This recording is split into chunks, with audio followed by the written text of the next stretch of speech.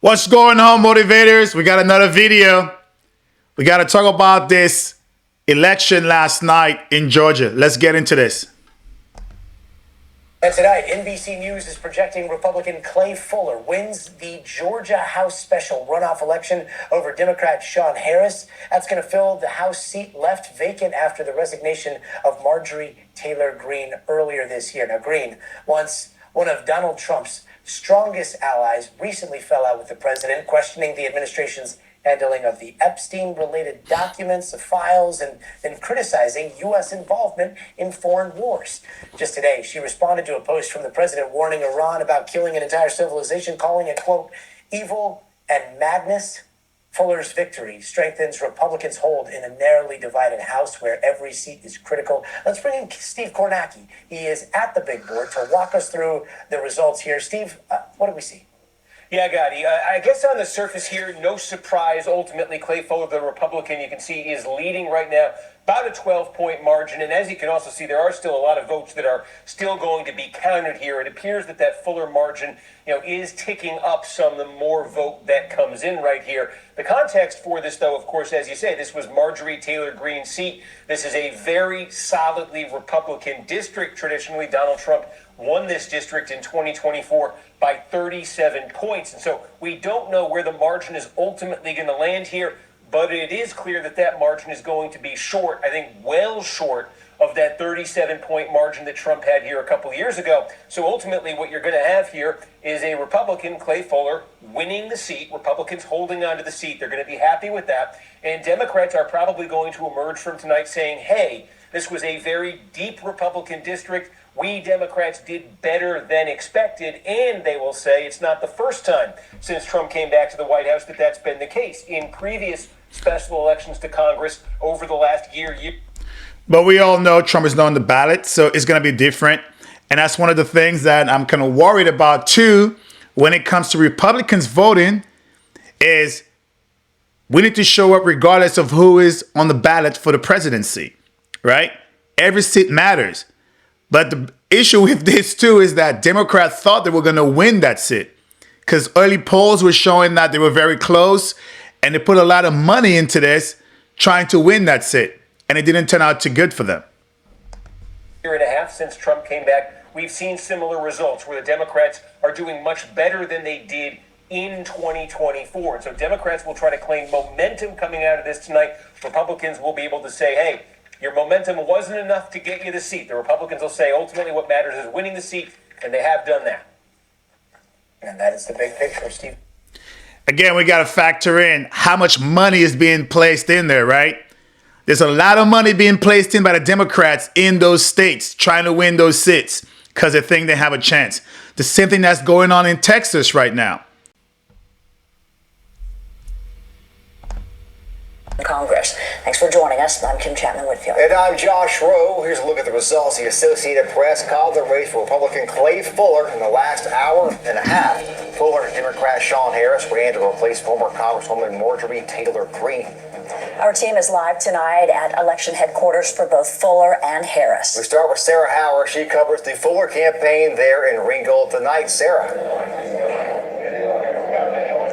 Kim, Josh, I'm here in Ringgold at Clay Fuller's watch party, where just over an hour ago he was elected to Congress in Georgia's 14th district. Now, as you can see behind me, there are still a few supporters celebrating, but for the most part, the energy here is winding down. Earlier tonight, more than 100 people packed into the room to watch those results come in. The Trump-endorsed candidate defeated Democrat Sean Harris in this runoff. I'm a 45, 47 and onward guy. Where he says to vote for, that's who we're going to vote for. So, Clay? Yeah, absolutely. I've never been one to vote across party lines, but this is even, to me, more important now than ever, is to see what the person, the candidate, has to say as opposed to what party he's representing. You need to see any proof that God guides everything in this country. All you have to do is look at the man that is standing on this stage right now.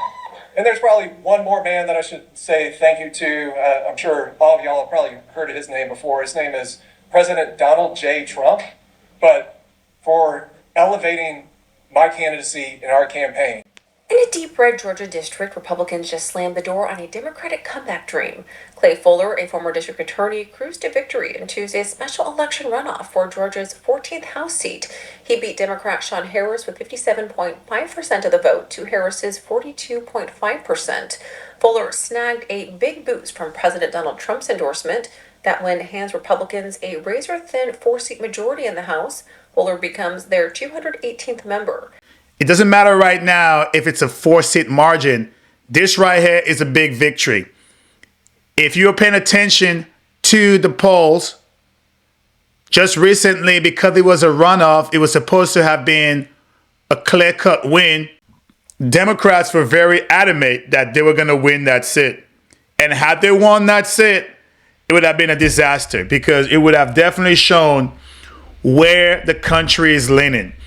But by their winning Georgia, even though it's a deep red state, that shows that people are starting to lean more into the understanding of knowing what they're voting for. Because one could say, well, it's Georgia. Well, what happened 4 years ago? You had 2 Georgia Senate seats that was taken.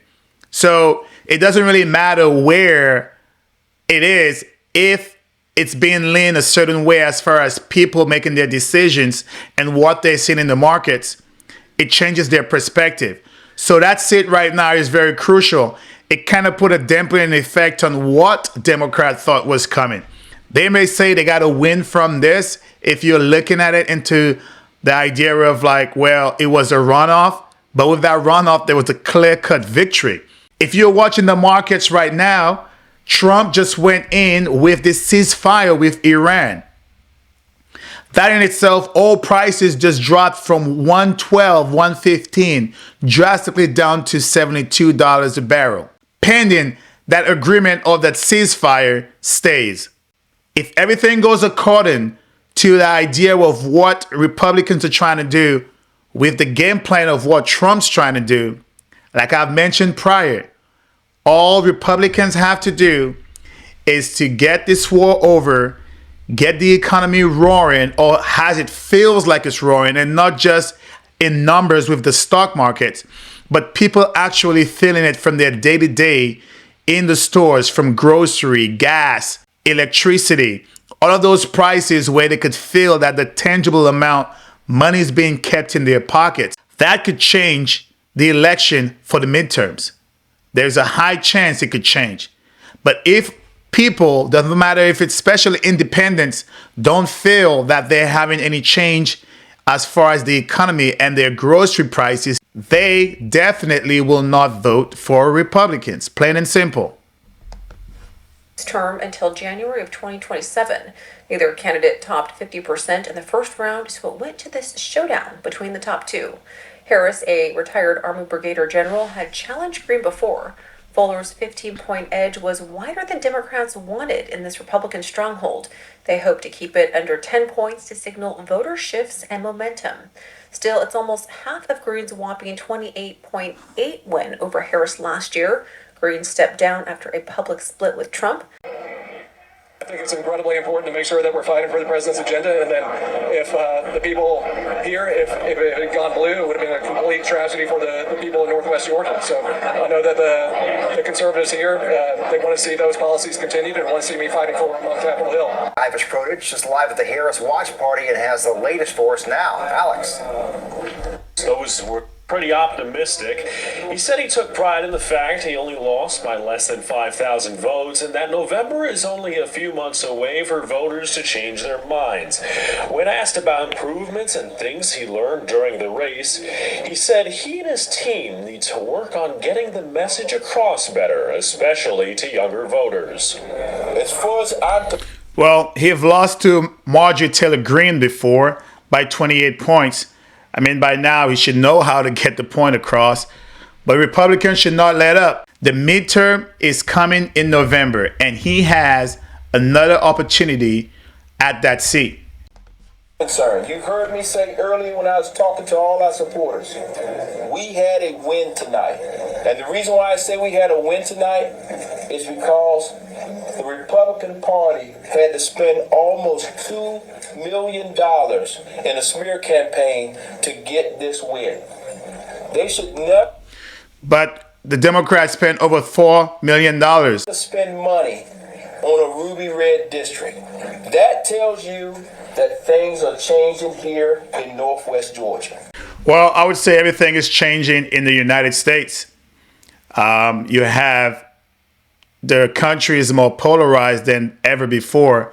So it's no longer where there is a 60-40 or 70-30. A lot of places and districts are now pretty much 55-45.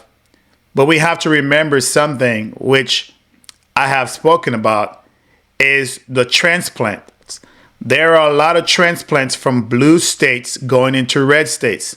If I know my governor is a bad governor and the policies that he has is destroying the community or destroying the state because I voted for that party, what sense does it make that I go to a different state and vote for the same idea that I left the previous one for?